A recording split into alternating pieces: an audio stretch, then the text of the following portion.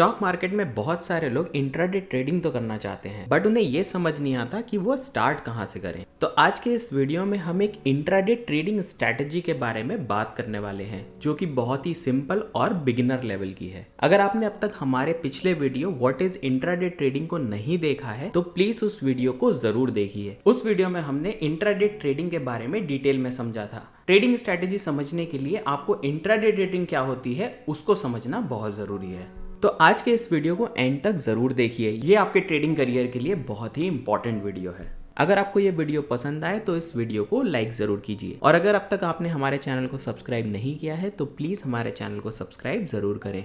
नमस्कार दोस्तों, मैं हूं आपका दोस्त वरुण और स्टॉक मार्केट नर्सरी चैनल में आपका स्वागत है। तो चलिए स्टार्ट करते हैं। इंट्राडे ट्रेडिंग स्ट्रैटेजी समझने से पहले किसी भी नए ट्रेडर को कुछ इंपॉर्टेंट पॉइंट्स पर ध्यान देना बहुत जरूरी है। सबसे पहला पॉइंट है you should have basic knowledge about technical analysis. Intraday trading strategy start करने से पहले आपको बेसिक्स ऑफ टेक्निकल एनालिसिस का आना बहुत ज़रूरी है। आपको ये पता होना चाहिए कि टेक्निकल एनालिसिस होती क्या है, चार्ट्स क्या होते हैं, कैंडल स्टिक्स क्या होती हैं, डिफरेंट टाइप के चार्ट पैटर्न्स क्या होते हैं, सपोर्ट एंड रेजिस्टेंस क्या होता है, स्टॉक मार्केट ट्रेडिंग में यूज़ होने वाले इंडिकेटर्स कौन से हैं।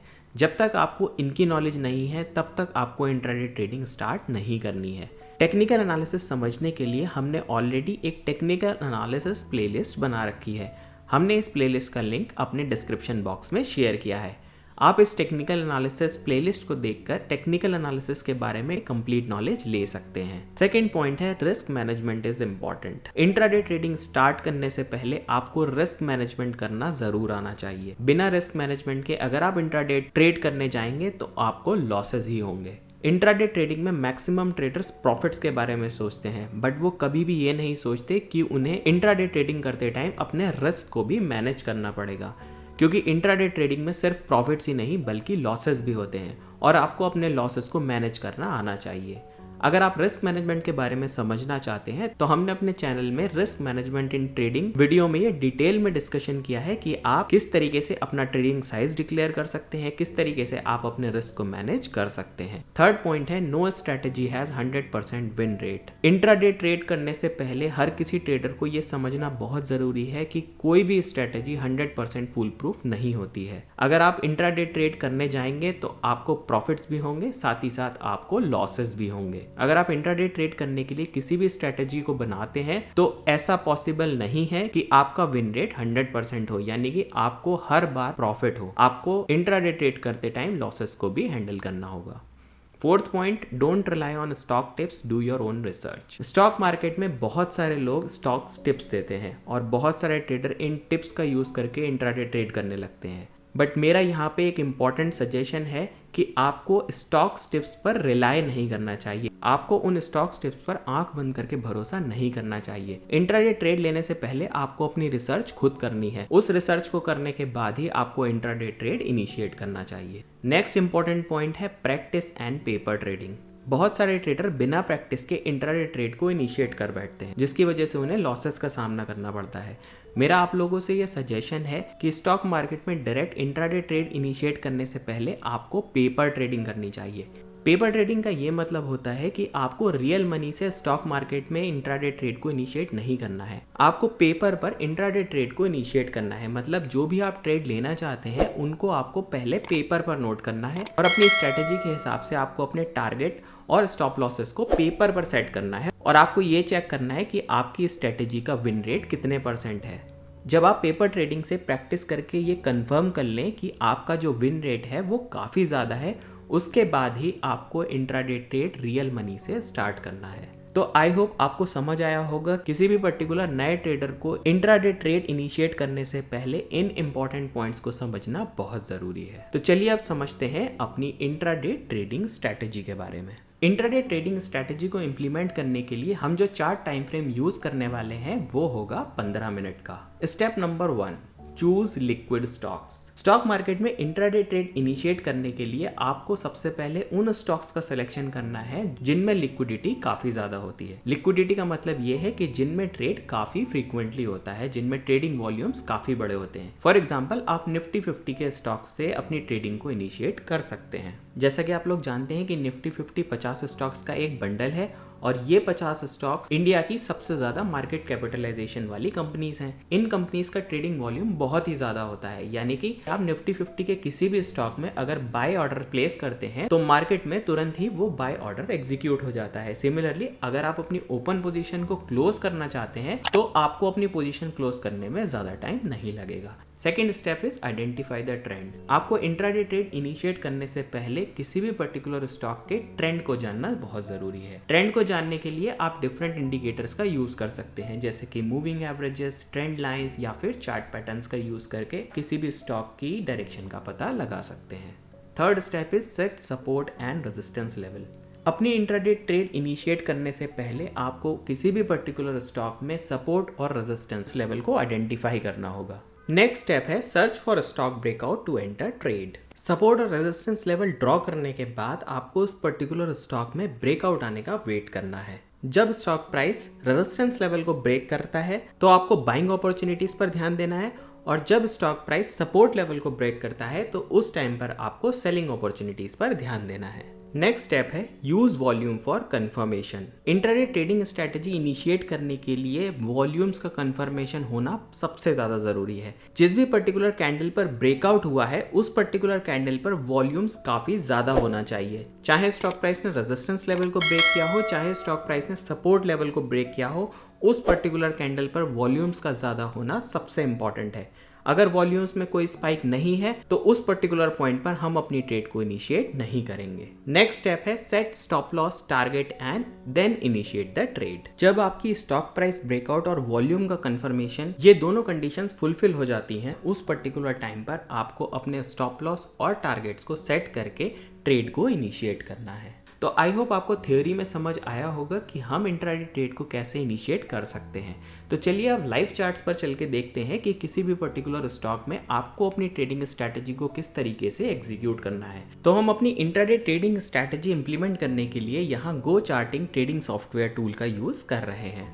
यहाँ पर हम जिन भी स्टॉक्स का डिस्कशन करने वाले हैं वो हमारी कोई बाइंग या सेलिंग की रिकमेंडेशन नहीं है। यहाँ पर हम जिन भी स्टॉक्स का डिस्कशन कर रहे हैं वो सिर्फ एजुकेशनल पर्पस के लिए डिस्कस किए हैं। तो यहाँ हमने सबसे पहले TCS के स्टॉक को पिक किया है। तो जैसा कि हमने अपनी स्ट्रैटेजी में डिस्कस किया था, हमें चार्ट टाइम फ्रेम यूज करना है 15 मिनट का। तो जैसा कि आप यहाँ देख सकते हैं, यहाँ TCS का 15 मिनट टाइम फ्रेम का चार्ट लोड हो जाता है। अपनी ट्रेडिंग स्ट्रैटेजी को इम्प्लीमेंट करने के लिए हमें सबसे पहले स्टॉक के ट्रेंड को जानना है। तो जैसा कि आप यहाँ देख सकते हैं कि यहाँ स्टॉक का ट्रेंड अप ट्रेंड है। इसके बाद हम TCS के स्टॉक में इमीडिएट सपोर्ट और रेजिस्टेंस लेवल को आइडेंटिफाई करते हैं। यहाँ पर हमने एक रेजिस्टेंस लेवल को ड्रॉ कर दिया है। अगर आप इजीली किसी भी पर्टिकुलर स्टॉक में सपोर्ट या रेजिस्टेंस लाइन को ड्रॉ करना चाहते हैं तो आपको इस कैंडल स्टिक चार्ट को लाइन चार्ट में कन्वर्ट करना होगा। लाइन चार्ट पर आपको क्लियरली दिख जाएगा कि किस पर्टिकुलर लेवल पर हमें रेजिस्टेंस लेवल और सपोर्ट लेवल को ड्रॉ करना है। इसी तरीके से अगर हम सपोर्ट लेवल ड्रॉ करें तो सपोर्ट लेवल भी हमारा कुछ इस लेवल पर ड्रॉ हो जाता है। तो जैसा कि आप देख सकते हैं, यहाँ 28 जुलाई का ट्रेडिंग सेशन खत्म हो चुका है। तो जैसा कि आप देख सकते हैं कि 30 जून 9:15 बजे TCS के स्टॉक में एक बड़ी कैंडल जनरेट हुई जिसने अपने इमीडिएट रेजिस्टेंस को ब्रेक किया। हमें अपनी ट्रेडिंग स्ट्रैटेजी के लिए एक ब्रेकआउट कैंडल को ही आइडेंटिफाई करना है। तो जब आपकी एक ब्रेकआउट कैंडल आइडेंटिफाई हो जाती है तो उस पर्टिकुलर टाइम पर आपको वॉल्यूम्स पर नजर डालने हैं। तो जैसा कि आप यहाँ देख सकते हैं कि वॉल्यूम भी काफी ज्यादा है। अगर आप वॉल्यूम की प्रीवियस कैंडल से इस वॉल्यूम की कैंडल को कंपेयर करें तो इस कैंडल का वॉल्यूम काफी ज्यादा है। तो हमारी यहाँ पर दोनों कंडीशंस फुलफिल हो जाती हैं। तो इंट्राडे स्ट्रैटेजी के लिए आपको इस पर्टिकुलर कैंडल के टॉप पर बाय करना है, यानी कि आप बाय करेंगे लगभग 3244 के आसपास। और स्टॉप लॉस रखने के लिए आपको इस कैंडल के लोएस्ट प्राइस यानी कि 3214 रुपए पर आपको अपना स्टॉप लॉस सेट करना है। तो यहाँ पर हम स्टॉप लॉस के प्राइस पर अपनी लाइन को ड्रॉ कर देते हैं। तो सपोज 3244 पर आपने TCS के 20 स्टॉक्स को खरीदा। तो चलिए अब देखते हैं आपके स्टॉक बाय करने के बाद TCS के स्टॉक ने किस तरीके से परफॉर्म किया। तो जैसे कि आप देख सकते हैं कि स्टॉक लगातार ऊपर की तरफ जा रहा है। 9:45 की कैंडल पर आपको ये दिखा कि अब मेरा स्टॉप लॉस काफी दूर हो चुका है। अब आपको अपना स्टॉप लॉस को माइग्रेट करना है। तो अब आप अपना स्टॉप लॉस माइग्रेट करके 9:45 की कैंडल के बॉटम पर ले आएंगे, यानी कि अब जो आपका नया स्टॉप लॉस है वो लगभग आपके बाय प्राइस के बराबर है। तो देखते हैं आगे स्टॉक ने किस तरीके से परफॉर्म किया। 10:45 के आसपास आप देख रहे हैं कि एक नई कैंडल जनरेट हुई और अब आपका स्टॉप लॉस फिर से काफी दूर हो गया है। अब आप अपने स्टॉप लॉस को इस नई कैंडल के बॉटम पर मूव कर देंगे, यानी कि अब आपका जो नया स्टॉप लॉस है वो है लगभग 3280 के आसपास। अब जब भी कोई कैंडल इस पर्टिकुलर स्टॉप लॉस के नीचे क्लोज होगी उसके बाद हम अपने प्रॉफिट को बुक करेंगे। तो चलिए देखते हैं आगे क्या हुआ। तो जैसा कि आपने देखा कि 11:45 वाली कैंडल ने आपके स्टॉप लॉस को ब्रेक कर दिया और ये कैंडल क्लोज हुई लगभग 3280 के आसपास। तो 3280 के आसपास आप अपने प्रॉफिट को बुक करके अपनी पोजीशन से बाहर आ जाएंगे। तो आपने स्टॉक को बाय किया था 3244 पर और अपने स्टॉक को सेल किया 3280 पर, यानी कि 720 रुपए का प्रॉफिट लेकर आप अपनी पोजीशन से बाहर आ गए।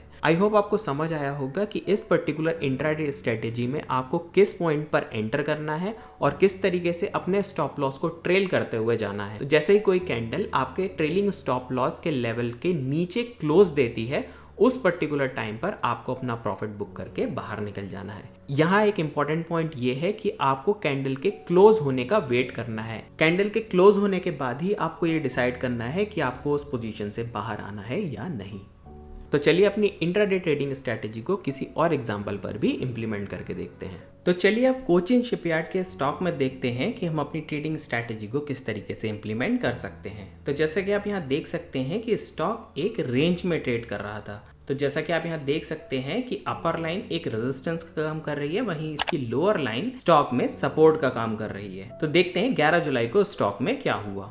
तो जैसा कि आप यहाँ देख सकते हैं कि कोचिन शिपयार्ड के स्टॉक ने 11 जुलाई सुबह 9:15 बजे एक ब्रेकआउट दिया, यानी कि स्टॉक का प्राइस अपने रेजिस्टेंस के प्राइस से ऊपर क्लोज हुआ। साथ ही में अगर आप वॉल्यूम कैंडल पर नजर डालें तो वॉल्यूम कैंडल भी काफी बड़ी बन रही है। इस तरीके से हम कह सकते हैं कि हमारी दोनों कंडीशन फुलफिल हो रही है। इस पर्टिकुलर कंडीशन में हमें ब्रेकआउट कैंडल के क्लोजिंग प्राइस पर स्टॉक को बाय करना है। सपोज किसी ट्रेडर ने 589 के प्राइस पर 100 शेयर्स को बाय किया है। स्टॉप लॉस के लिए हम स्टॉक के लोएस्ट प्राइस पर अपने स्टॉप लॉस को सेट कर देते हैं, जो कि लगभग 584 रुपए के आसपास है, यानी कि आपका लगभग 5 रुपए का रिस्क बनता है। तो चलिए देखते हैं स्टॉक ने किस तरीके से परफॉर्म किया।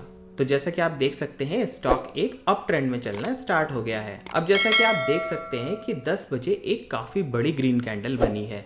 इस पर्टिकुलर कैंडल पर क्लोजिंग प्राइस आपके स्टॉप लॉस के प्राइस से काफी दूर है। तो अब हम इस पर्टिकुलर कैंडल पर अपने स्टॉप लॉस को इस बड़ी कैंडल के बॉटम पर सेट कर देंगे, जो कि लगभग 603 रुपए के आसपास है। तो देखते हैं आगे स्टॉक ने किस तरीके से परफॉर्म किया। 11 बजे की कैंडल पर भी आप देख सकते हैं अब स्टॉक का प्राइस हमारे स्टॉप लॉस प्राइस से काफी दूर हो गया है। तो हम ट्रेलिंग स्टॉप लॉस का यूज करते हुए स्टॉप लॉस के लेवल को अब इस पर्टिकुलर कैंडल के बॉटम पर सेट कर देते हैं, यानी कि अब हमारा जो स्टॉप लॉस का लेवल है वो 613 का लेवल है। तो आगे देखते हैं स्टॉक ने फिर किस तरीके से परफॉर्म किया। 1:30 बजे के आसपास भी आप देखते हैं एक बड़ी ग्रीन कैंडल बनी है। अब हम फिर से अपने स्टॉप लॉस के लेवल को इस पर्टिकुलर कैंडल के बॉटम पर शिफ्ट कर देते हैं। अब हमारा नया स्टॉप लॉस का लेवल 623 रुपए के आसपास है। तो जैसा कि आप देख सकते हैं कि स्टॉक में एक बहुत बड़ी रैली आ चुकी है और इस पर्टिकुलर कैंडल पर स्टॉक का प्राइस हमारे स्टॉप लॉस से काफी ऊपर चला गया है। तो हम फिर से अपने स्टॉप लॉस के लेवल को ट्रेल करके वापस इसके लो पर ले आते हैं, यानी कि अब हमारा जो स्टॉप लॉस का लेवल है वो 649 के लेवल पर सेट हो चुका है। तो देखते हैं आगे स्टॉक ने कैसे परफॉर्म किया। तो जैसा कि आप देख सकते हैं कि अगली ही कैंडल यानी कि 2:45 की कैंडल ने हमारे स्टॉप लॉस के लेवल के नीचे क्लोजिंग दी है। तो हम इसके क्लोजिंग लेवल यानी कि 647 रुपए 95 पैसे यानी कि लगभग 648 रुपए पर अपनी ओपन पोजीशन को क्लोज कर देंगे और प्रॉफिट लेकर बाहर आ जाएंगे। तो इस पर्टिकुलर सिनेरियो में हमने स्टॉक को बाय किया था 588 के लेवल पर और हमारा जो एग्जिट आया वो लगभग आया 648 के लेवल पर, यानी कि एक ही दिन में आपको लगभग 10% का प्रॉफिट हुआ। तो चलिए अब कोई सेल साइड का स्टॉक देखते हैं कि आप सेल साइड में आप अपनी इंट्राडे स्ट्रेटेजी को कैसे इंप्लीमेंट कर सकते हैं। तो यहाँ हमने HDFC बैंक के स्टॉक को पिक किया है। तो HDFC बैंक में सबसे पहले रेजिस्टेंस और सपोर्ट लेवल को ड्रॉ कर लेते हैं। तो जैसा कि आप यहाँ देख सकते हैं कि ये हमारा एक सपोर्ट लेवल है और कुछ इस लेवल के आसपास हमारा रेजिस्टेंस लेवल ड्रॉ होता है। तो ये दिन था 11 जुलाई दोपहर के 1:15 पर। तो जैसा कि आप यहाँ देख सकते हैं कि HDFC बैंक के स्टॉक ने अपने इमीडिएट सपोर्ट लेवल को ब्रेक किया। ब्रेक करने के साथ साथ आपने यहाँ पर वॉल्यूम कैंडल पर भी नजर डालें तो वॉल्यूम भी काफ़ी ज़्यादा था। तो यहाँ हमारी दोनों कंडीशन फुलफिल हो जाती हैं, तो हम इस पर्टिकुलर कैंडल के क्लोजिंग प्राइस पर अपने स्टॉक को सेल कर देते हैं। तो यहाँ हमने स्टॉक को सेल किया 1668 के आसपास। स्टॉप लॉस के लिए हम इस कैंडल के हाईएस्ट प्राइस यानी कि 1670 के आसपास हम अपने स्टॉप लॉस को सेट कर देते हैं। तो देखते हैं स्टॉक ने किस तरीके से परफॉर्म किया। तो जैसा कि आप देख सकते हैं स्टॉक काफी तेजी से नीचे की तरफ गिरा और 3 बजे के आसपास यहाँ पर एक और बड़ी कैंडल बनी है और हमारा स्टॉप लॉस काफी दूर हो चुका है। तो अब हम नया स्टॉप लॉस ट्रेल करते हुए 1653 रुपए के आसपास सेट कर देते हैं। तो जैसा कि हमने डिस्कस किया था कि प्रॉफिट बुक करने के लिए अगर हम सेल साइड पर हैं तो कैंडल को हमारे स्टॉप लॉस से ऊपर क्लोजिंग देनी होगी। बट इस पर्टिकुलर कंडीशन में आप देख सकते हैं कि टाइम 3:15 बजे का हो चुका है और क्योंकि हमने ये इंट्राडे ट्रेड लिया है तो 3:15 बजे हमें अपनी पोजीशन को क्लोज करना होगा। तो यहाँ पर हम 1650 रुपए के आसपास अपनी पोजीशन को क्लोज कर देते हैं। तो यहाँ हमने स्टॉक को सेल किया था 1668 के आसपास। 1650 के लेवल पर यानी कि 17 पॉइंट का प्रॉफिट लेकर हम अपनी ट्रेड से बाहर आ जाएंगे। तो आई होप आपको आज का ये वीडियो बहुत पसंद आया होगा। आपको समझ आया होगा कि हम बाय साइड के और सेल साइड के स्टॉक में अपनी इंट्राडे ट्रेडिंग स्ट्रैटेजी को किस तरीके से इंप्लीमेंट कर सकते हैं। साथ ही साथ हमने देखा कि आप किस तरीके से किसी भी पर्टिकुलर स्टॉक में एंट्री कर सकते हैं और प्रॉफिट बुक करने के लिए आप ट्रेलिंग स्टॉप लॉस का यूज किस तरीके से कर सकते हैं। अगर आपको ये वीडियो पसंद आया तो प्लीज़ इस वीडियो को लाइक ज़रूर कीजिए। अगर आपकी कोई भी क्वेरी है तो प्लीज़ हमें कमेंट सेक्शन में ज़रूर लिखिए।